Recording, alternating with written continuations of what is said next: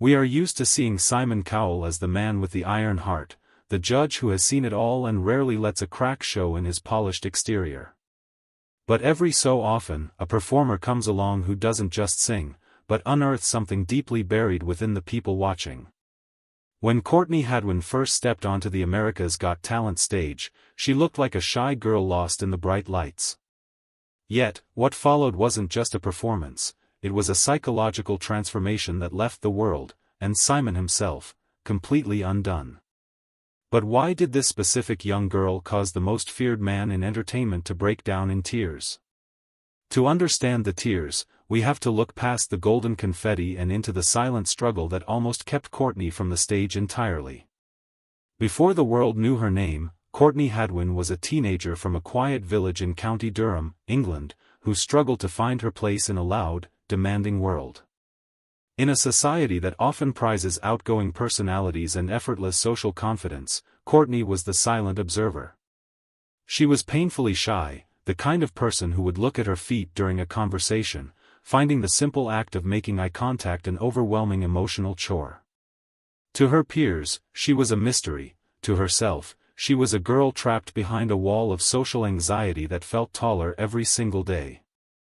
Her school years were defined by a profound sense of isolation.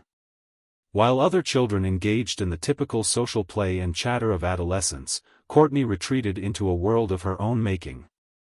This sanctuary was built from the vinyl records and soul-stirring melodies of the past.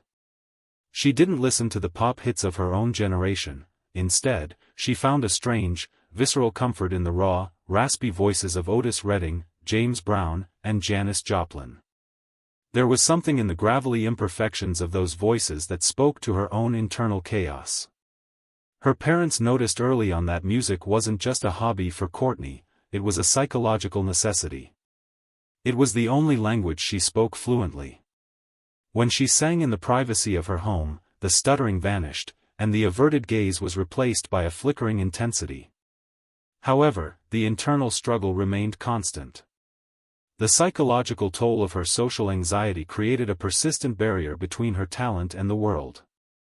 Every time an opportunity arose to perform at a local talent show or a small venue, the crushing fear of judgment threatened to pull her back into the safety of the shadows. The emotional stakes reached a breaking point when Courtney decided to audition for America's Got Talent. This was not a calculated move for fame or a desire for the spotlight; it was a desperate, quiet attempt to prove to herself that her passion was louder than her fear. She traveled across the ocean to Los Angeles, arriving as an underdog in the truest sense of the word. She wasn't just carrying her sheet music, she was carrying the weight of 1,000 what-ifs on her young shoulders. Every step toward the auditorium was a battle against her own nervous system, which was screaming at her to turn back. As she stood behind the heavy velvet curtains, the muffled roar of the audience sounding like a crashing wave, Courtney's breathing became shallow and rapid. Her hands trembled so violently she had to clench them into fists. The moment of truth had arrived. Would the girl who could barely speak a coherent sentence to the judges find the strength to open her mouth and sing, or would the immense pressure of the world's biggest stage finally cause her to retreat into the shadows for good? When the stage door finally opened and Courtney Hadwin stepped out into the blinding glare of the America's Got Talent stage, the atmosphere in the cavernous room shifted instantly.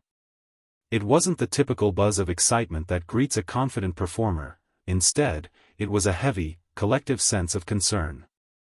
The audience didn't see a future superstar, they saw a slender, visibly trembling 13-year-old girl who looked as though she wanted the stage floor to open up and swallow her whole. Her shoulders were hunched, her movements were stiff, and her eyes darted around the room like those of a trapped animal. On the judging panel, the air of skepticism was palpable. Simon Cowell, known for his uncanny ability to spot a filler act within seconds, leaned back in his chair. His expression was unreadable, but his body language suggested he was expecting a timid, perhaps mediocre, performance from a child who was clearly overwhelmed. At this stage of the competition, the psychological power dynamic is usually lopsided; the judges hold all the cards, and the contestant is merely a supplicant. Courtney's brief, whispered answers to the preliminary questions did nothing to change this perception. Her voice was so quiet it was barely caught by the microphone, and every word seemed to be a struggle to breathe. As the music stopped and the silence of the room was filled only by the sound of Courtney struggling to catch her breath, visibly shaken by the thunderous response of the crowd, something profound shifted in Simon's expression. Those close to the production and the camera operators caught a rare glimpse of a man who had forgotten he was being filmed. There was a flicker of genuine shock in his eyes, followed by a look of deep, nostalgic recognition. Simon saw something in Courtney that reached back through the decades, reminding him of the era of music he truly loved, the raw, unpolished, and dangerously authentic sound of the 1960s. It wasn't just that she sounded like Joplin, it was that she was the music in a way modern, overtrained performers rarely are. But there was an even deeper, more complex psychological layer to his reaction. Simon has built an empire on the hunt for that X factor, that intangible quality that elevates a person from a singer to a star. In Courtney, he didn't just see a marketable talent, he saw the raw, pulsating pain of a true artist, someone who felt they didn't belong anywhere else in the world but on a stage. It was a mirror to his own early days in the industry, the years spent chasing lightning in a bottle and witnessing the rare moments when a person is completely consumed by their gift. As the other judges offered their praise, Simon remained uncharacteristically quiet. He wasn't formulating a witty critique or a biting remark. Instead, his eyes began to glisten with a moisture that he couldn't quite hide. He wasn't just judging a teenager, he was witnessing a moment of pure, terrifying human vulnerability. It reminded him of the very reason he had entered the music business in the first place, long before it became an industry of spreadsheets and demographics. The tough guy persona was dissolving in real time, replaced by a paternal sense of concern and a deep, visceral respect for the girl standing before him. He saw the fragility behind the ferocity, and it moved him to his core. Just as the tension in the room reached its absolute peak and the audience waited for the final verdict, Simon did something he almost never does in the middle of a taping. He reached out, not for his notes, his phone, or his drink, but for a moment of human connection that would leave the entire auditorium in a state of stunned, breathless silence. When Howie Mandel's hand descended upon the golden buzzer, the resulting explosion of gold confetti and deafening cheers created a moment of pure television magic. For Courtney Hadwin, it was the ultimate validation, a ticket straight to the live shows that bypassed the grueling middle rounds. But while the world celebrated this Cinderella story, a new and complex psychological struggle was beginning to take root behind the scenes. The Golden Buzzer is the highest honor the show can bestow, but it is also a heavy burden for a 13-year-old child already grappling with the internal architecture of social anxiety. Overnight, the shy girl from Peterlee was no longer an anonymous teenager, she had become a global sensation. Her audition video began racking up hundreds of millions of views, and her name was being whispered alongside legends like Janis Joplin. For someone who had spent her entire life trying to disappear into the background, this sudden, intense spotlight was a double-edged sword.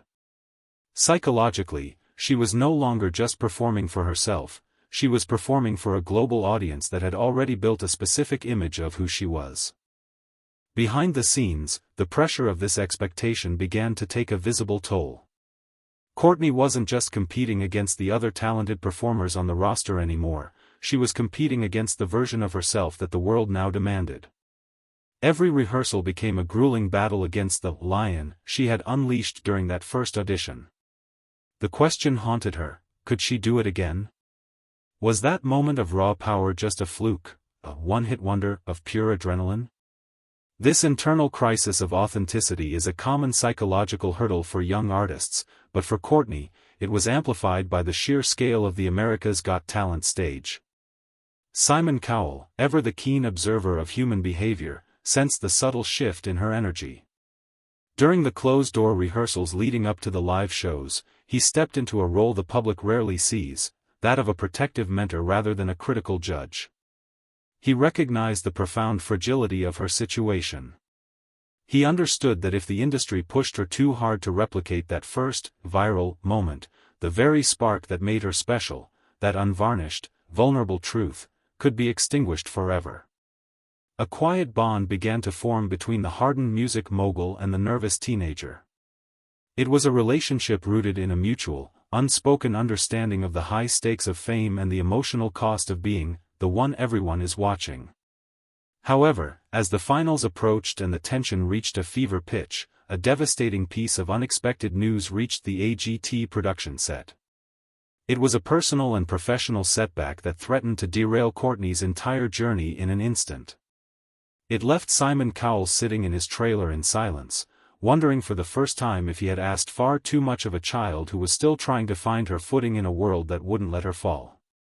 The devastating news that rippled through the America's Got Talent set wasn't a physical injury or a technical failure, it was something far more insidious. In the digital age, fame is a predator that comes with a sudden, jagged dark side. As Courtney's audition surpassed hundreds of millions of views, a wave of intense online scrutiny began to swell. Critics, emboldened by the anonymity of the internet, began to question the very foundation of Courtney's identity.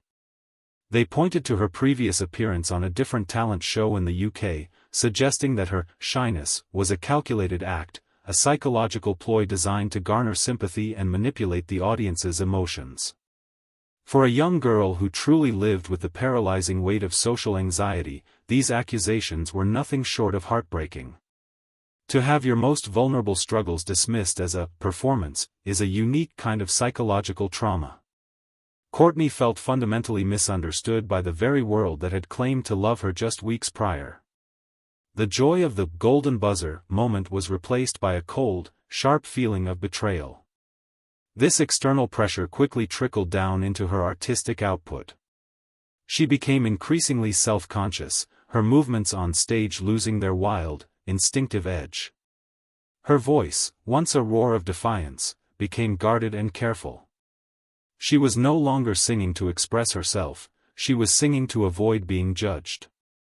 During a crucial semi-final rehearsal, the tension finally snapped. Under the harsh fluorescent lights of the practice stage, Courtney broke down. The lion that everyone expected simply wouldn't come out. She stood frozen, the music playing in the background while she stood in a silent, tearful vacuum. She felt the eyes of the world judging her every breath, and the pure joy of the music was being systematically replaced by a suffocating fear of failure. Simon Cowell watched this scene unfold from the wings, his own emotions clearly visible to the seasoned crew members who had worked with him for years. Simon has seen hundreds of artists crumble under the immense weight of the star-making machine, but this instance felt deeply personal. He wasn't just watching a contestant struggle, he was watching a child process adult levels of psychological stress in real time. It was during this period that the public first caught a glimpse of something historic, Simon's eyes welling up during a feedback session after a particularly difficult rehearsal. He wasn't crying because of the technical quality of a song, he was crying because he could see the sheer cost of the dream he had helped her chase. He saw a 13-year-old girl fighting an internal battle that no child should ever have to fight alone. With the grand finale only days away, Courtney was at a psychological crossroads. The critics had drawn blood, and the pressure was nearly insurmountable. She had to make a definitive choice: would she give in to the voices of the skeptics and stay safe to avoid further pain, or would she find the courage to risk everything for one last, raw performance that could either save her soul or break it completely? The night of the grand finale arrived with a palpable, almost electric sense of tension that settled over the Dolby Theatre. For Courtney Hadwin, the journey had become a psychological gauntlet.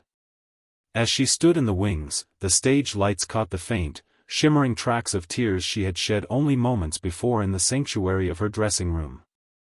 The weight of the world's expectations, combined with the stinging barbs of online critics, had brought her to the edge of an emotional precipice. She wasn't just a performer anymore, she was a young girl standing at a crossroads between her passion and her pain. For her final act, she chose to perform "Piece of My Heart," a song made legendary by her idol, Janis Joplin. It was a choice steeped in profound symbolism. In the face of those who had questioned her authenticity and mocked her struggle, Courtney was preparing to literally give the audience, the judges, and the millions watching at home a piece of her heart to either cherish or break. As the first notes filled the auditorium, something remarkable happened. The psychological barriers she had meticulously constructed over weeks of scrutiny began to crumble. The lion didn't just return, it roared with a desperate, beautiful ferocity that eclipsed everything else. She stopped caring about the high-definition cameras, the biting comments on social media, and even the prestigious Golden Buzzer title. In that moment, she wasn't singing for a contract or $1 million prize, she was singing for the shy girl who used to hide in her bedroom in County Durham. The performance was hauntingly beautiful, a storm of raw energy that felt like a painful goodbye to her childhood and a defiant beginning to her adulthood all at once. Her voice carried a grit that seemed to bridge the gap between her internal isolation and the external world. When the final, soul-shattering note rang out, the room fell into a stunned silence for a heartbeat before erupting into a wall of sound.